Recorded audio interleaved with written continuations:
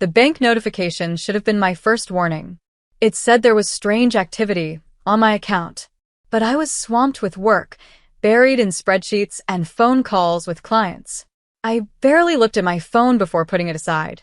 It wasn't until later, after my second cup of coffee wore off and I finally caught up on emails, that I checked my account. My heart dropped. The numbers didn't make sense. Zero. All the money in my checking, savings, and emergency account was gone. My hands started shaking as I looked through the list of transactions. I didn't recognize any of them: flights, fancy hotels, expensive stores. My breathing got fast and shallow. I instantly knew who did this. Amy. My mom. The woman I hadn't trusted for years. Hey, are you okay? Christine's voice snapped me out of it. She stood at the entrance of my cubicle, her face full of worry. I held up my phone. My account, it's empty. Her eyes went wide. How is that even possible? I swallowed. My throat felt dry. The joint account from college. I never closed it. Christine pulled up a chair and sat beside me. Call her. I already was. It rang once, twice, then went to voicemail. I tried again and again. Nothing. My heart was racing. I have to go home. The drive back was a blur. My mind was spinning with panic and disbelief. How could she do this? She'd seemed different lately, more stable, more involved. I let my guard down. When I pulled into the driveway, I noticed right away her car was gone. The front door was locked, but everything inside looked normal. For a second, I hoped I was wrong. Then I saw the letter. It was sitting on the kitchen counter. Her handwriting was neat and careful. Dearest Gemma, by the time you read this, I'll be overseas. I'm sorry, but I needed a fresh start. You'll understand someday. Love, Mom. The words became blurry as my fingers gripped the paper tightly. I couldn't breathe. Understand? I whispered, my voice shaking. She emptied my account and wants me to understand? A loud scream burst out of me, full of pain and anger. The house was completely silent, like even it had been left behind. Then my phone buzzed. It was a number I didn't know. Hello?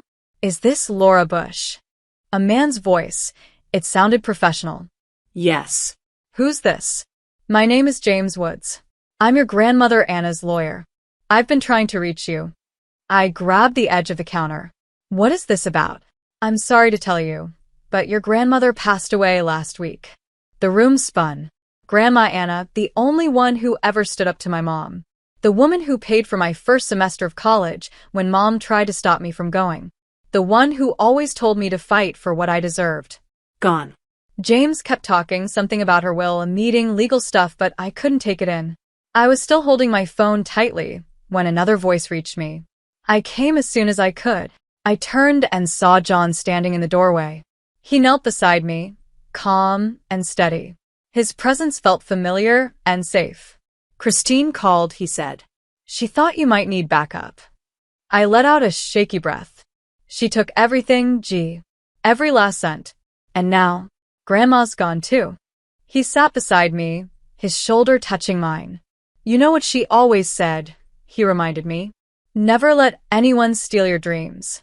I nodded and wiped my tears. She believed in me. She still does, he said gently.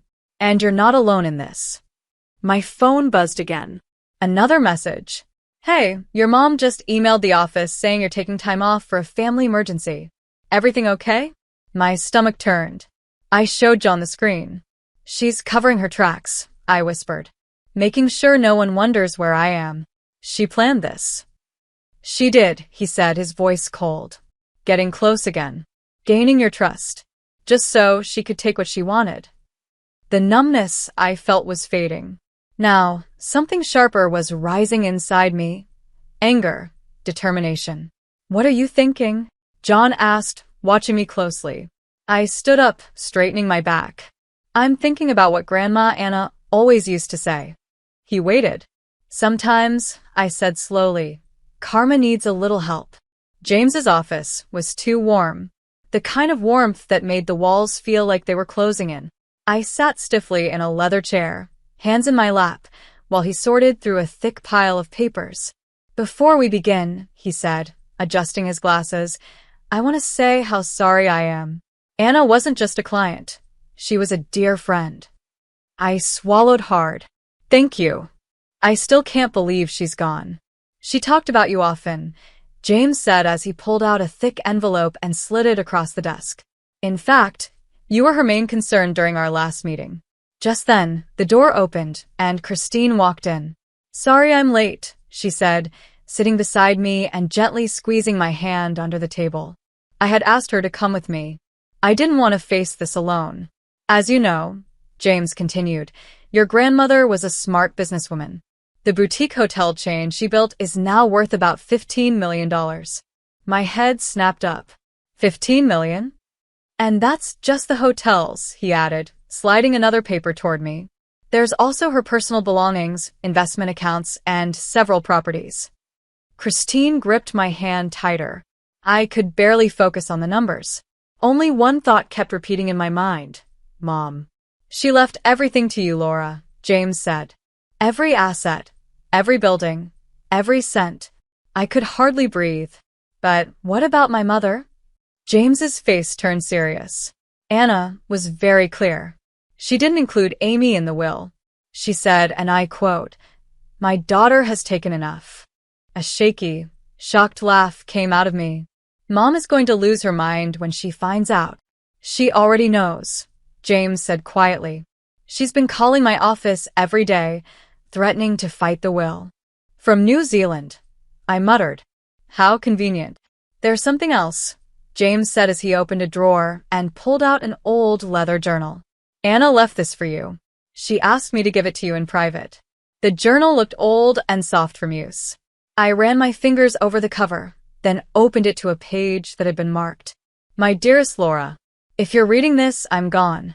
But I've watched you grow into a strong, capable woman, even though Amy tried to keep you under her control. The money I left you isn't just wealth, it's freedom. Use it wisely. And remember, sometimes the best way to deal with a snake is to let it think it's winning until it falls into its own trap. All my love, Grandma Anna. My hands were shaking as I closed the journal. The door opened again, and Christine came back in alone. You okay? She asked, sitting beside me. I looked at the journal, then at her. She knew, I whispered.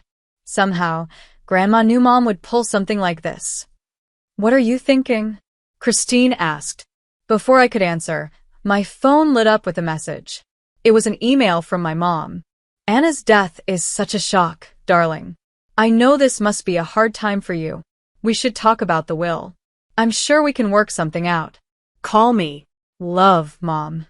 Christine read it over my shoulder and shook her head. She's unbelievable, she said.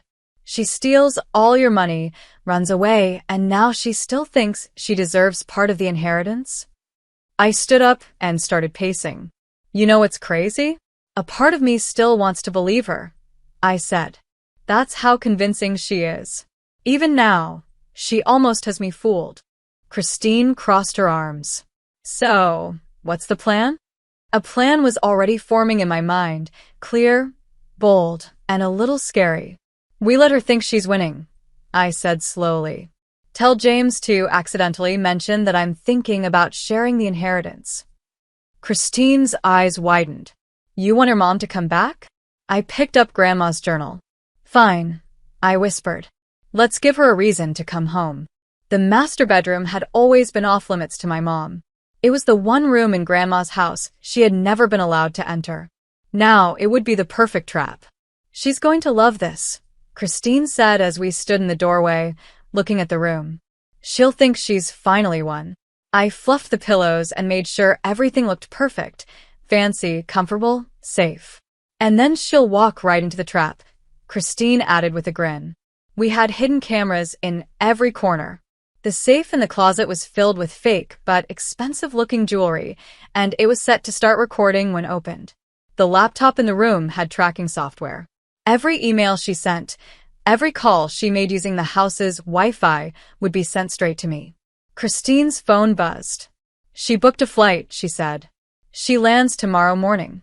Perfect. The next morning, John waited at the airport holding a sign with Mom's name on it. She walked out of the terminal in designer sunglasses, pretending to be modest. "Where's Laura?" she asked, looking around. "She's busy with the hotels," John said smoothly. "She asked me to pick you up." As they drove to the house, I watched everything through the security cameras. I saw how her eyes moved around, taking everything in. She smiled when she saw the master bedroom. That night, while sitting in my office, my phone buzzed. A text from Mom. "Darling, I know I've made mistakes, but let's talk. We're family. We can figure out what's fair together."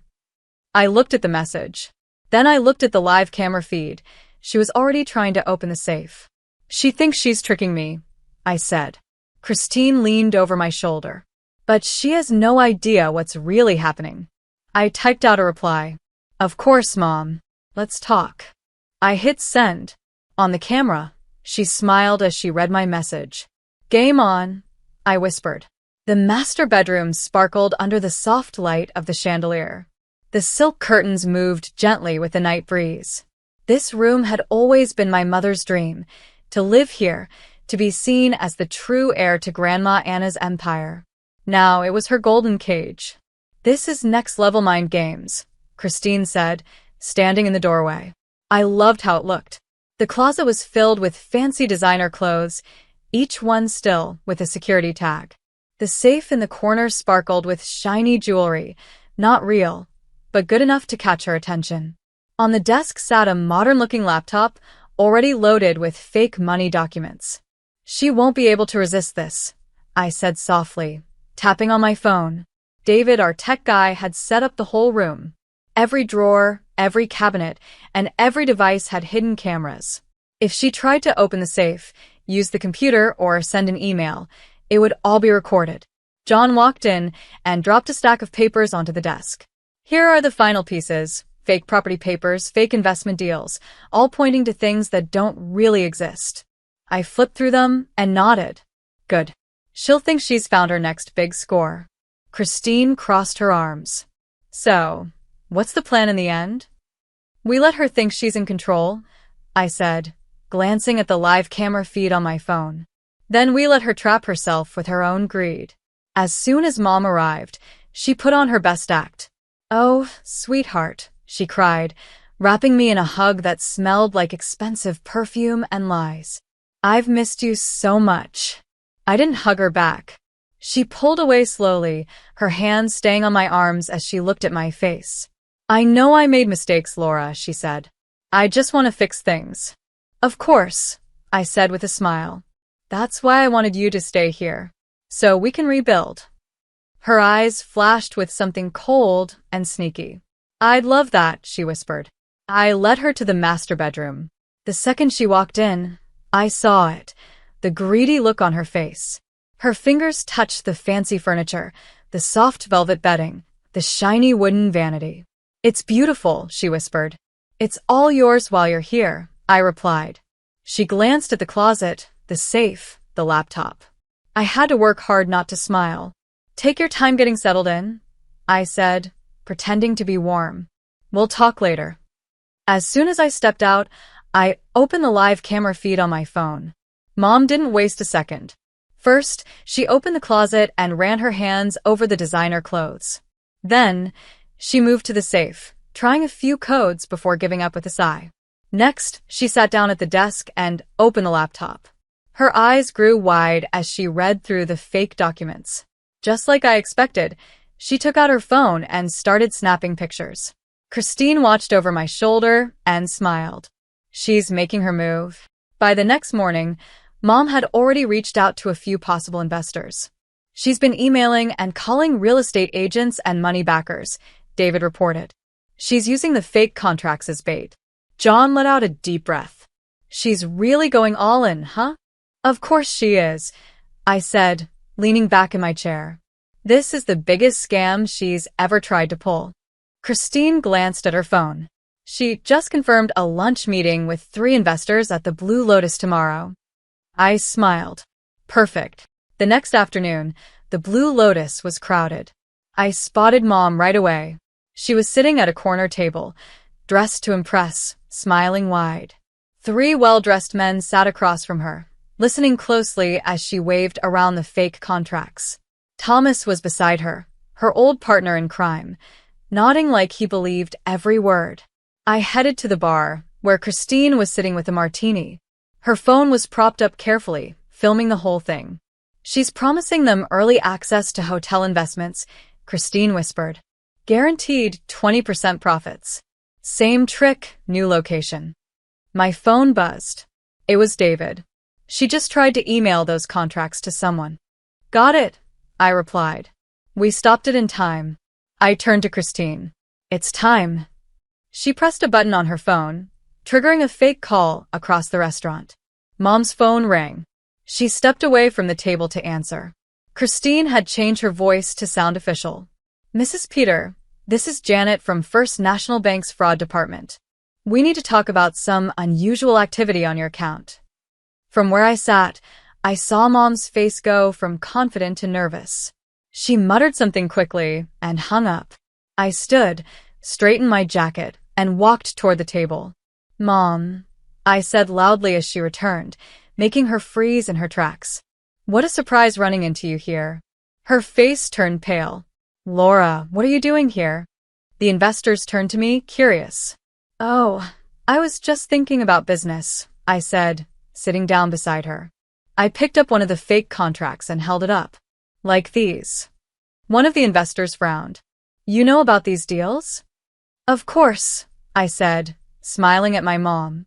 "It's amazing, really, how someone can make up fake contracts using old hotel names and false numbers." The investors suddenly looked very serious. "What?" one of them asked sharply. Mom forced a laugh. "Sweetheart, you must be confused." I took out my phone and tapped the screen. A security video started playing. It showed her in the master bedroom, taking photos of the documents and trying to open the safe. The investors jumped to their feet. "This is a scam," one of them said angrily, throwing the papers down. "I can explain," Mom said, panic rising in her voice. But they were already leaving. Thomas tried to sneak out, but Christine stepped in front of him. "Not so fast," she said firmly. Mom turned to me, her voice shaking. "Why would you do this to me?" I looked her straight in the eyes. "Because you taught me how." Her perfect act finally fell apart. "You ruined me," she whispered. "No," I replied coldly. "You ruined yourself." I looked around one last time at the mess she had made, the lies, the shame, and then I turned and walked away. Total embarrassment. Public shame. And the best part? She never saw it coming. Later, she sat across from me in an office. Her shoulders were slouched, no longer proud or proud-looking. She didn't look anything like the confident woman who had walked back into my life just days ago, dressed in fancy clothes and full of fake charm. That mask had finally broken. "You set me up," she whispered. I leaned back in my chair, hands folded. "No, Mom." "I just let you be who you really are." Her hands tightened in her lap. "I was going to pay you back." I let out a sharp breath and shook my head. "That's always your excuse, isn't it? You always say you'll make things right later. But you never do. You keep taking and promising to fix it someday." Tears filled her eyes. Real ones, not the fake ones she used so many times before. "Laura, I know I've done awful things, but I'm still your mother." I looked at her, the woman who had used me like a tool, like a backup plan, like a way to get what she wanted. "I know," I said softly. "That's why I'm giving you a choice." She blinked. "A choice?" I slid an envelope across the desk. "Inside is a one-way ticket to Idaho. A small town.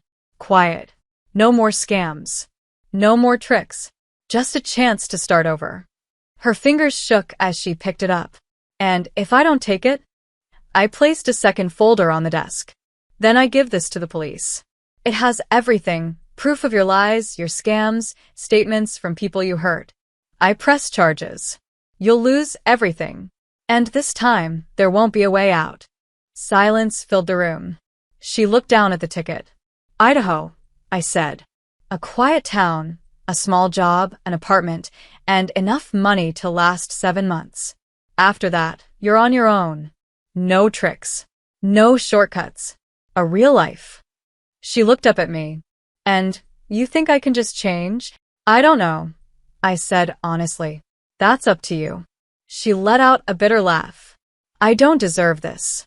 No, I said. You don't, but I do. Her eyebrows pulled together. I deserve to know I at least tried, I said. Tried to break the cycle. To walk away knowing I gave you a real chance to be better. Her hands tightened around the ticket. When do I leave? Just then, the office door opened and John walked in. He looked at me with a question in his eyes. I nodded. She's ready. Mom rose slowly, looking at me, then at the envelope. You're really sending me away? You did this to yourself. For a moment, I thought she might argue, try to twist things one last time. But instead, she let out a shaky breath and gave a small nod. She walked toward the door, then stopped. You really are Anna's granddaughter, she said softly. She would have been proud. I watched her walk out. The door closed behind her. Only then did I finally let out the breath I'd been holding. Christine walked in a few minutes later, holding 2 glasses of wine. Well, that was intense, she said. I took one glass and sipped slowly. You okay? She asked. I nodded, even though my chest still felt tight. I think so. Christine sat across from me, her eyes watching closely. And now? I slid another folder across the desk. She opened it, eyebrows raised. A restitution fund, I explained. I'm using the hotel profits to start paying back the people Mom scammed. It won't fix everything, but it's something. Christine let out a slow breath. That's a big thing to take on. Are you sure? I have to be. She reached over and squeezed my hand. You're a better person than she ever was. Maybe, I said. But that doesn't mean I'll be like her. Months passed. I threw myself into work, into running the hotels, and into making sure Grandma's legacy stood for something good. The restitution fund kept growing. Quiet, small payments were sent to the families my mother had hurt. And even though I didn't want to, I kept checking on her. She was still in Idaho. She was working at a small cafe, wiping tables, pouring coffee. No scams. No stolen money. Just a quiet, simple life. And so, one cold winter morning, I found myself sitting in a car outside that cafe. I stared through the frosted window, watching as she refilled a customer's coffee cup. She looks different, John said from the driver's seat beside me. Yeah, I whispered. Her hair was no longer perfectly styled. Her nails weren't done. She looked real. You sure you want to go in? He asked. I nodded. I have to. He gave me a gentle look. I'll be right here. I stepped out. The bell above the door jingled as I walked in. Mom had her back to me, restocking sugar packets. We're closing in 10 minutes, she said without turning around.